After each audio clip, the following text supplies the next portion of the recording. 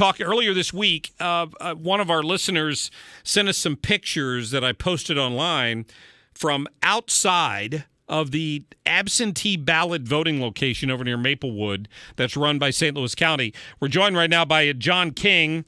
John is one of the commissioners of the St. Louis County Board of Elections. John, how are you? Fine, thank you. I appreciate you giving us some time today. Thank you for asking me. Because I know it's a busy time for you guys right now. How's turnout shaping up overall? It's shaping up excellent. Right now we have ballots received through the mail, 20,250, and in person, absentee balloting, 21,500. So, wow. And we're anticipating that by Election Day we'll have at least 60,000 ballots by absentee or mail. Yeah, that's a little bit of a bump up. I know I talked to one of the county counselor or county commissioners the other day, and he mentioned to me that they were thinking there may be around 50,000, but now you're saying 60. Yes. How does that rank with past presidential elections? It's a little bit higher than past presidential elections. Yeah. Not significantly higher, but it is higher. So, and if it goes above that 60, it's going to be quite a bit higher. Now when I was talking to Marc the other day from County Council, and he told me that they were still looking for some volunteers to help weed through all of these absentee ballots. You still have that need? Yes, we do. We still have a need for anything that anybody wants, help us with. We are looking for the need right now.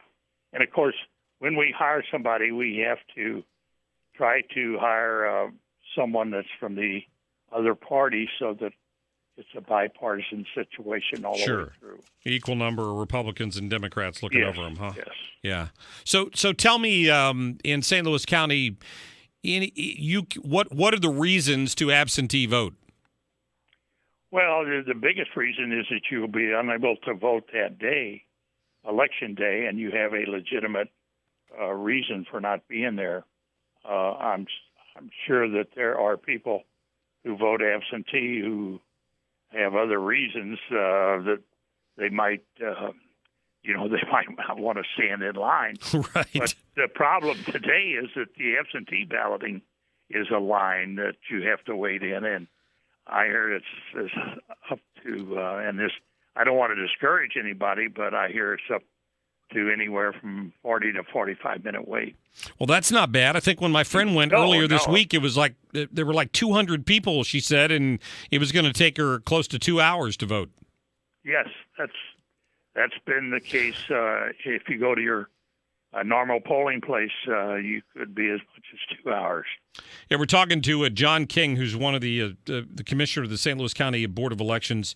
And the reason I asked that absentee question is if you show up to vote absentee, it's not like you have to have a letter from your boss that you're working that day. It's basically on your honor, right? On your own word, yes. Yeah.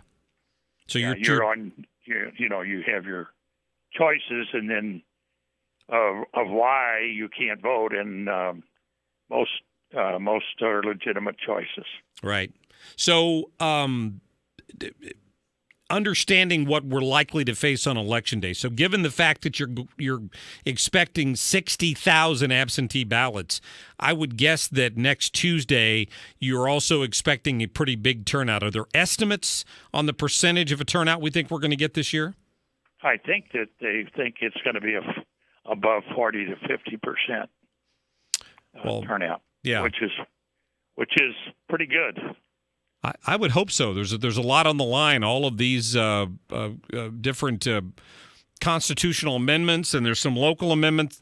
Prop S that's going to be on there. What's the easiest way? I mean, I think I got in the mail a sample ballot the other day, but if people didn't get one of those, what's the easiest way for somebody to find out what their ballot's going to look like ahead of time? Well, you can go to the Post-Dispatch. And I said today at lunch that I'm going to the Post-Dispatch to find the ballots, and I'm going to vote exactly the opposite of what the Post-Dispatch recommends, to be honest with you. But Yeah, you can go to the Post-Dispatch and find it. You can go online and find it, but it's still hard to understand. So I try to find something that was, you can find something online that will be reasonable and give you a paragraph or two by which you will be able to understand. So there's not a Board of Elections website that you can go to that you can type in your area, your zip code, and get a specific ballot for your area? Yes, you can. Okay, that's good. They send out ballots throughout the county. Yeah. Of what you can do, and you can look at those ballots, and they give you a small explanation of all the issues that are on the ballot. Well, I certainly hope people will do that, and not just be a one-person candidate person and run in there to vote and then realize there are 6 constitutional amendments you have to vote on and judges and all that. I would guess it's going to take the average person, 15, 20 minutes to get through that ballot? At least. Yeah. That's at probably... least, and especially if people start reading those explanations on the side of each issue. Sure. Ballot, it'll be at least 15, 20 minutes. All right. On the voting. Of course, I'm a Republican commissioner, so I know how it's not going to take me very long to vote.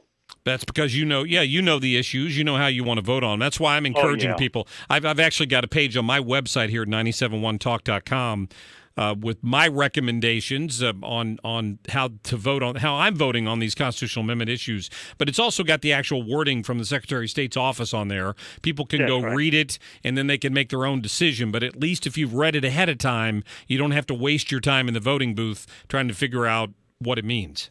That's right. That's exactly right. And hopefully most people will do that. But you know that a lot of them aren't. Yeah, we can always hope. Confused over certain ones. I mean, you look at the cigarette tax and doctors. There are people.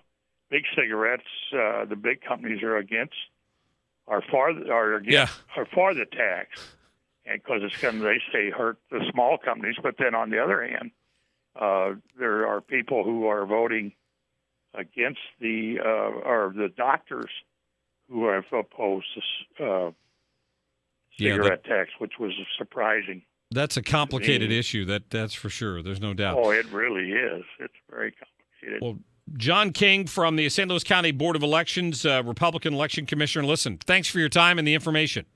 Well, and thank you for spreading the gospel. I'll keep it up. I'll keep trying, John. Okay. Thank you. Have a good day. Please do so. All right. Thanks. Thank you. Yeah, bye.